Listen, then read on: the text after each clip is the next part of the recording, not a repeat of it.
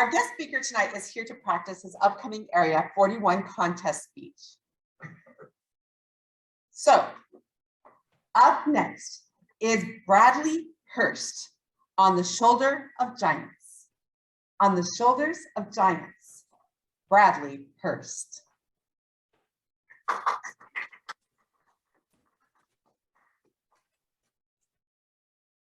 By knowing my ancestors, I stand on the shoulders of giants. By knowing my ancestors, I honor their legacies. I look to them for strength. My problems are minuscule when measured against their hardships, like immigrating overseas from 19th century Bavaria, or enduring bitter winters as a farmer on the Western frontier, or seeing the heat of combat as a war correspondent. Altogether, stories like these form our personal history books.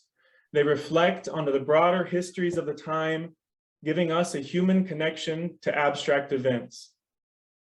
My 4 grandparents, my 8 great-grandparents, my 1632, 1,024 eighth great-grandparents all left descendants and must have done whatever it is they did for me to be here. They lived their own intricate lives, whether or not we have the documentation to show it. Each generation prepared their children for and expected from them success and fulfillment. I'm determined not to let their efforts be in vain. To get to know them, I ventured into the unknown. I stood there, anxious, at the door of the old colonial white brick farmhouse built by my great-great-great-great-grandfather, not knowing what to expect. This place was the middle of nowhere to me. It's situated in the rural Midwest US, with the nearest town having a population of only 500. The land under that door was the settling site of a pioneering migration by my ancestor over 2 centuries ago. Forgotten by my family line, I had recently rediscovered the house and was adamant on seeing it for myself. My parents and I planned to just stop and look around, but seeing unexpected signs of inhabitation as we approached up the driveway, we decided to introduce ourselves. We stepped up onto the porch. I asked myself, would there even be any trace of the family left here after all this time? We knocked on the rickety screen door.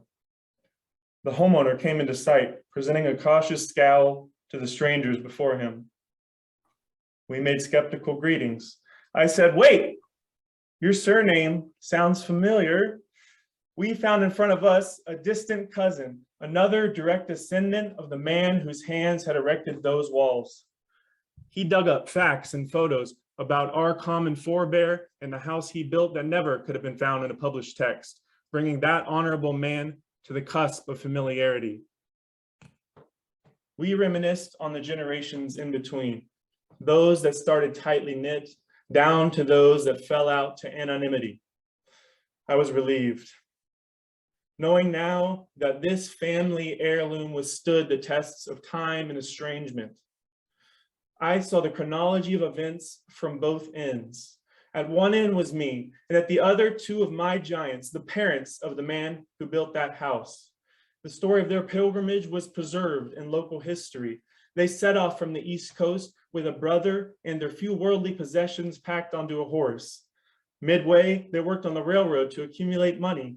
They settled in the Northwest Territory, at that point, almost wholly unexplored by Americans. Here, they would build a log cabin, have 12 children, and become industrious and respected members of their community. I look to this story for motivation whenever I'm hesitating to take on the unknown. In my case, the stakes are much lower. The prosperity that my ancestors carved out of their hopelessly daunting journey gives me the confidence to conquer my challenges. Knowing their story is what drove me to that old doorstep. Along the way, I'd learned more about my ancestry than I thought there was to know. I'd become a family historian, archivist, detective, and more. My family tree as I knew it had gone from barren and stunted to extensive and blooming. I thought genealogy was a practice relegated to the dusty attics of retirees, but now I saw that it was more captivating than ever.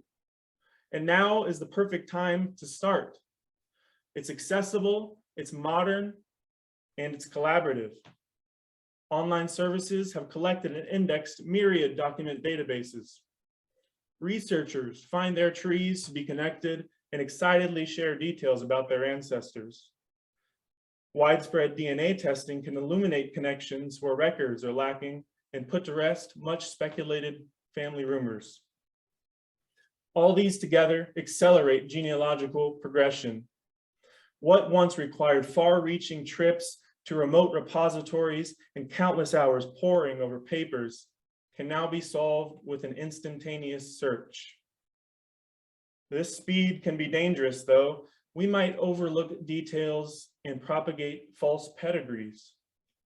As practitioners, we must be seekers of truth. We reject secondhand tall tales until the evidence substantiates them, even at the cost of a claim to fame. Each evaluation of truth is a piece in our ancestral foundation. We assemble small details gleaned from the inspection of birth and death records, the cross-referencing of censuses and tax lists, and if we're lucky, the discovery of contemporary primary sources. This 1830s journal containing Civil War documents was passed down through my family, telling a story of the feelings and activities of the people in that time.